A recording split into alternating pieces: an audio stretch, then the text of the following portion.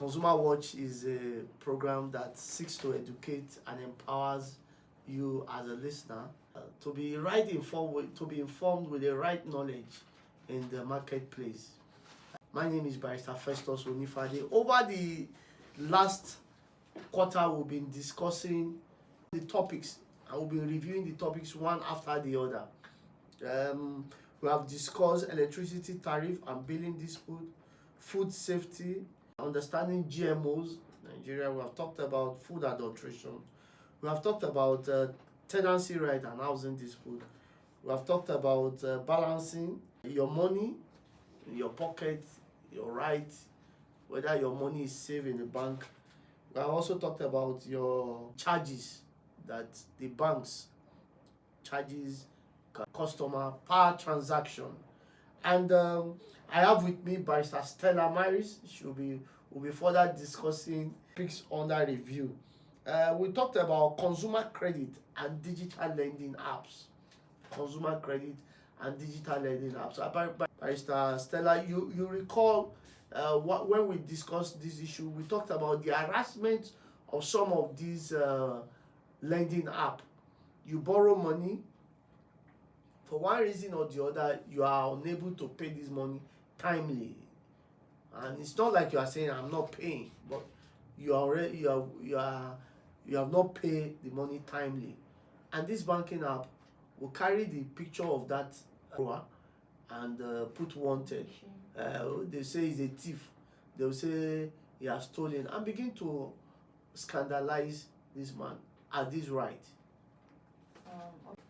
The issue of public shaming and defamation from these money lending apps and borrowing is not right, and it's against the section 37 of the Constitution, because it's a breach of the right to privacy. Wow. So usually you notice that when you use these apps, most times they have access to your information, contacts. They do what is called contact list harvesting. Wow. Go through your contacts and start calling people, harassing them. So they also extend the harassment to people in your contact list and also public shame you, access data prevention and the rest of it. So some of the remedies available for something like this under the FCCPC. We have a regulation that the FCCPC Act brought forth, which is called the Digital Electronic Online Non-Traditional Consumer Lending Regulation 2025. Wow. Yes. That's interesting. I recall when we looked at that regulation extensively, we say there are some rights that are in there that every consumer should enjoy. Yes. You borrow money does not mean that you should be public shame. So Regulation 17 talks about transparency. It says you should always disclose interest rates, and there should be accurate, up-to-date information. Loan agreements should not contain any unfair conditions that are contrary to the FCCPC Act itself. Wow. And then Section 21 talks strictly about the invasion of privacy. Very good. Where a consumer realizes that his data has been breached, right to his privacy has been breached, what should he do? Just one or two advice for somebody out there that might be facing this kind of situation. What should he do? So you can make a complaint to the FCCPC. Yeah. In writing, you're allowed to make a complaint to them. You can also take a court action against them. Let's say you've written to them and the FCCPC has not done anything to resolve the issue. You can also take a court action against the breach of your fundamental rights. Wow, that's good. So a consumer ordered for iPhone 16 Pro Max. When it was supplied, it is iPhone 11, whatever, This is very common, Yes. Particularly some of our listeners that are female that order Brazilian hair. You order Brazilian hair. I know Barrister Boma, she's laughing at me now. She's been a victim. She's been a victim of this. You order Brazilian hair, they give you China hair. So this speaks to what you ordered for online was not what was supplied to you. what should a consumer do, Barrister Stella? Let's say you face the issue of what I ordered versus what I get. You have the remedy to complain to FCCPC, like I mentioned earlier. Also, and this is backed up by Section 122 of the FCCPC Act. It provides for refund. Wow. Refund, repair. So where what you got is not what you ordered for, you can always ask for a refund, and you can always send it back, return that product, and ask them to deliver the one, that particular one. But this is sometimes this is an issue that is practically difficult or impossible. You just meet this online entrepreneur on Instagram. She has said, "Oh, I can give you Indian hair, special hair in India." And she said, I have Indian hair in stock. She'll show you her warehouse where she had plenty Indian hair in stock. And you now said, "Oh, you like Indian hair, you want to look like an Indian. You are paid 250,000 for the hair. But what was given to you is not Indian hair. Maybe she gave you Onitsha, Onitsha hair." This person has no verifiable address. Most of the time, this is the predicament most of our consumers found themselves. This person has no predictable address, no verifiable address. You have engaged into a contract with. What should our consumer do? What should a listener do? Faced with a situation like that, there are practical remedies, step-by-step guides on what to do. You can contact the vendor through their online page or however you made contact with them. Very good. Yes, for refund, replacement, or return, or even repair, whichever one suits the situation.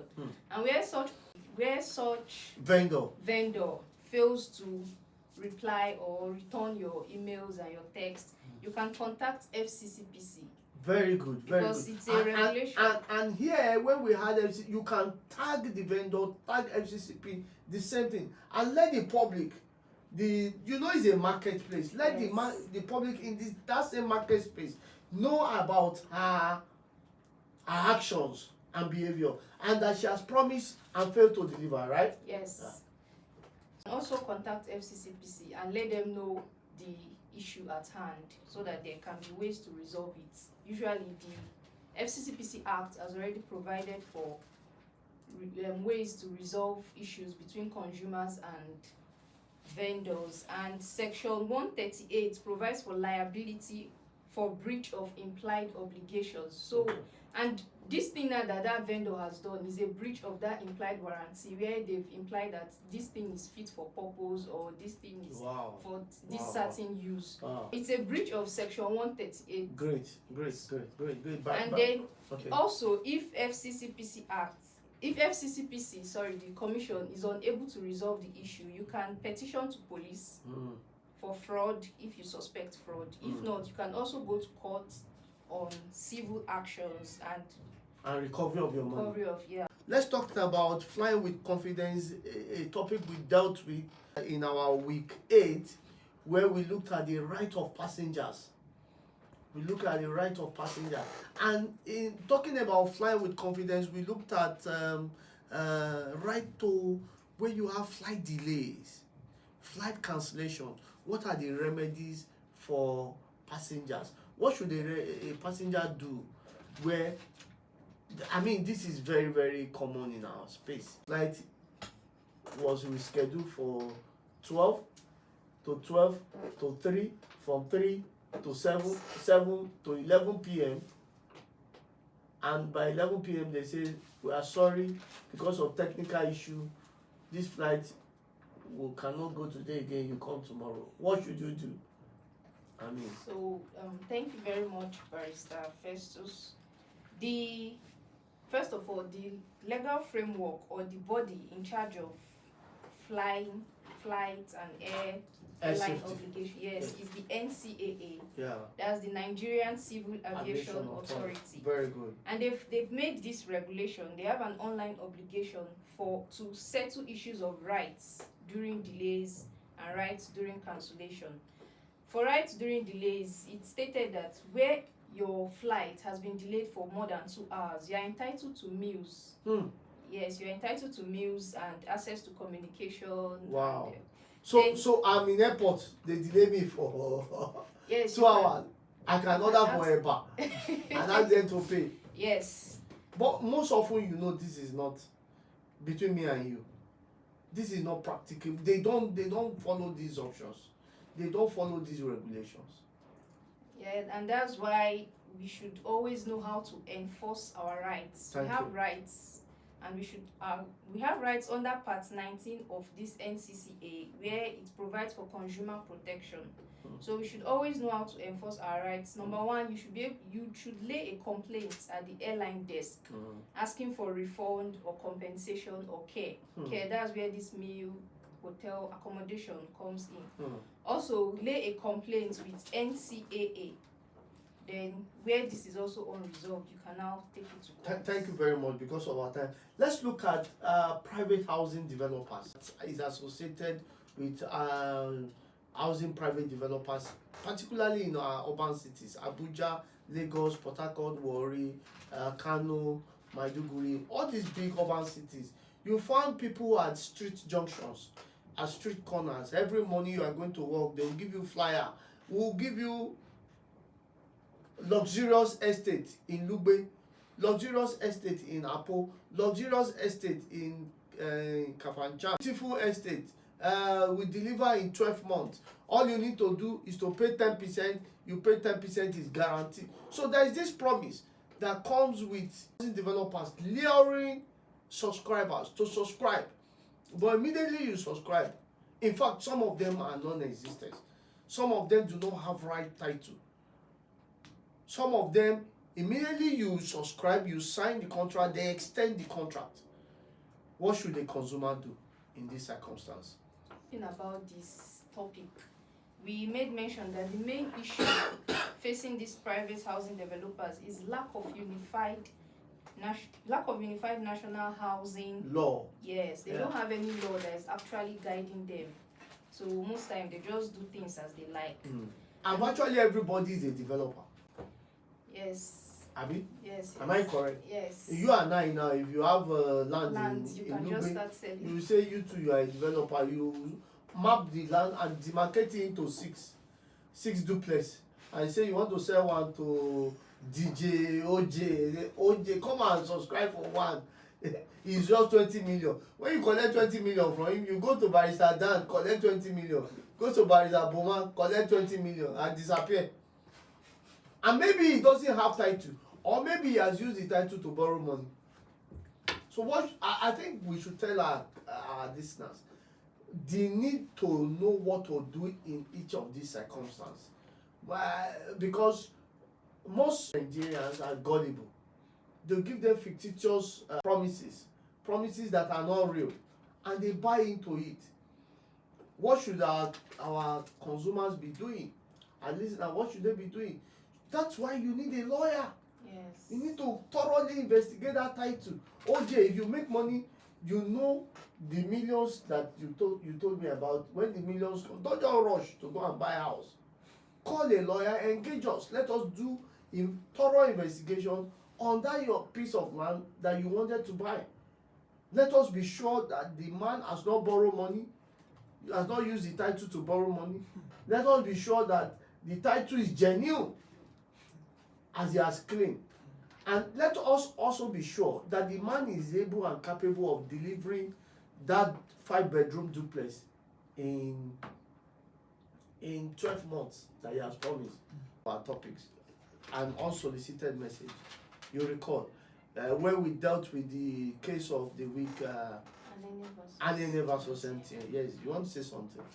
From the case of the week that we dealt with then, Anene versus MTN, you can see that this data depletion and unsolicited messages it's been a very serious issue.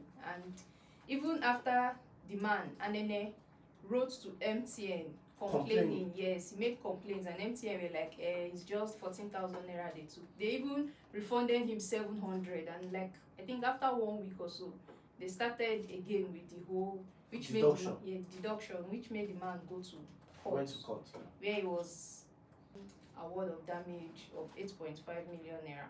So unsolicited messages and data depletion has been a very, very serious issue.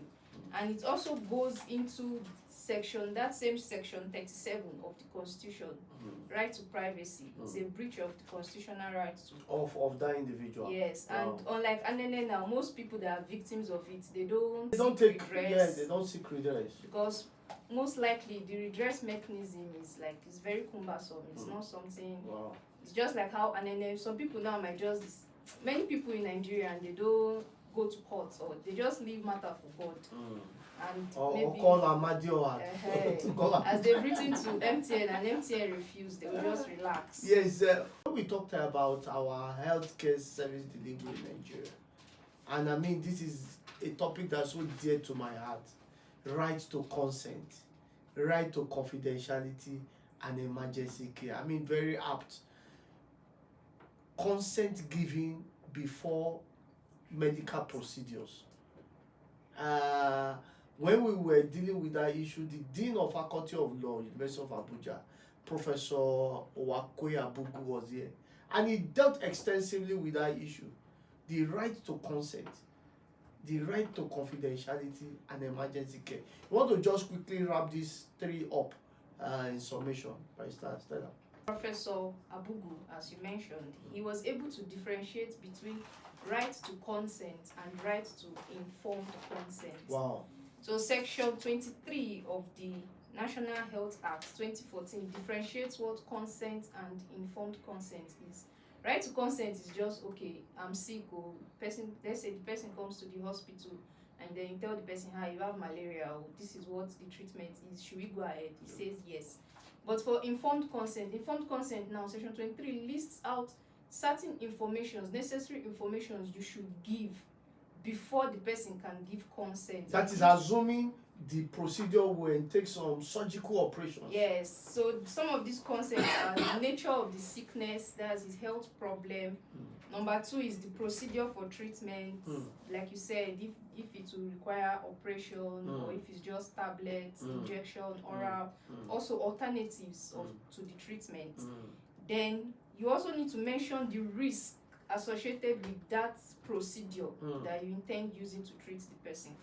And then inform him or her of his right to refuse treatment. That's the most important one. You should make sure the person knows that he's allowed to refuse treatment. That the person, the man can still choose to say no. Oh, I don't want. Yes. Wow. Then also make known to him the probable cost of his action. Yes. Wow. You've done. I mean that's so enlightening, and it's more as if you are the professor sitting now. Do you recall confidentiality quickly and emergency care?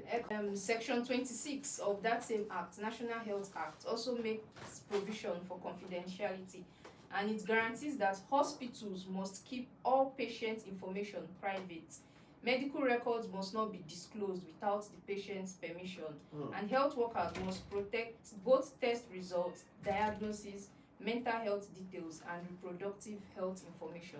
You cannot give out somebody's information without the person's approval. You recall Professor Abugu, when he was analyzing that issue, he said a doctor should not be that flippant. Yes. And precocious when you come, he say, see that man with malaria, see that epilepsy man, see that man, see they say, and so na HIV won't kill him.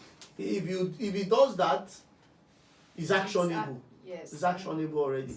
You were going to talk about emergency care. Emergency care, yes. Because our time is up here. So Section 20 now of the National Health Act talks about emergency care, and this one is very serious because it also makes provision for punishments.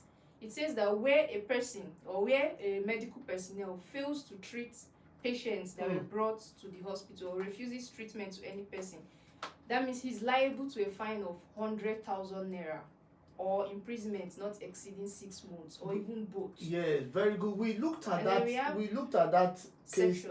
Yes, in pari passu with the Gunshot Act, right? Section 1. Victim of Gunshot Act, yes. That you must not deny anybody treatment just because of police reports. Yes. Wow.